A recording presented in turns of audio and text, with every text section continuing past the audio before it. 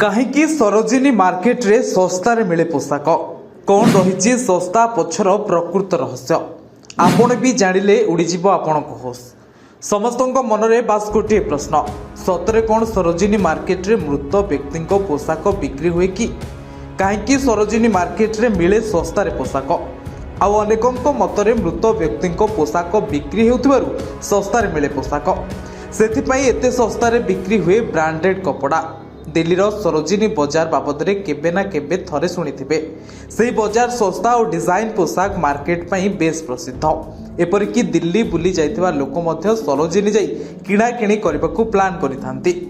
जानिछंती कि सरोजिनी मार्केट विषय रे किछि अजणा कथा जाकू सुनिले आपण मध्य आश्चर्य होइथिबे। सरोजिनी बजार रे ब्रांडेड पोशाक केवल 200-300 टंका रे बिक्री हुए काहेकि आजिकली सोशल मीडिया रे किछि वीडियो वायरल होउछि जो सरोजिनी मार्केट रे मृत व्यक्ति पोशाक बिक्री करा जाउछि बोली दाबी करा जायछि।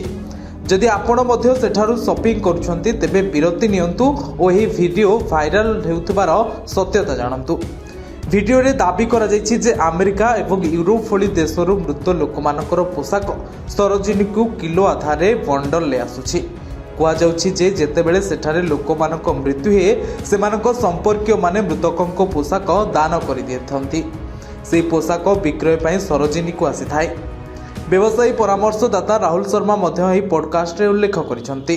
से कहिथिले जे सरोजिनी रे अमेरिकार मृत लोकंक पोशाक बिक्री होछि सेठारु 80-90 किलोग्राम पिछा पोशाक एठाकु आसे जाकि किलो पिछा 40-70 टंका रे किना जाए। सरोजिनी रे समस्त प्रकार पोशाक उपलब्ध होइथाए। नूतन और पुराना व्यवहृत पोशाक मध्य उपलब्ध होइथाए किंतु निजे भावंतु जे आपण मात्र 100 टंका रे किपरि ब्रांडेड पोशाक पाई परिबे। सरोजिनी बजार एपरि सस्ता पोशाक काहेकि उपलब्ध एहार कारण हेउछि बेले बेले ब्रांडेड पोशाक एक्सपर्ट सरप्लस बा अधिक प्रोडक्टर रप्तानी। साधारणतः जेतेबेले कोनोसी ब्रांड रो ऑर्डर पाए सेतेबेले 4-5 अतिरिक्त पोशाक तैयारी हुए धरा जाए 50 रो ऑर्डर मिले किंतु तैयारी समय अतिरिक्त 5-6 ड्रेस तैयारी होइथाए। जदि पीस गुड़िक मध्य कौन त्रुटि थाए किंबा किसी समस्या रही है तेज यहाँ मार्केट को बिक्री छड़ा जाए।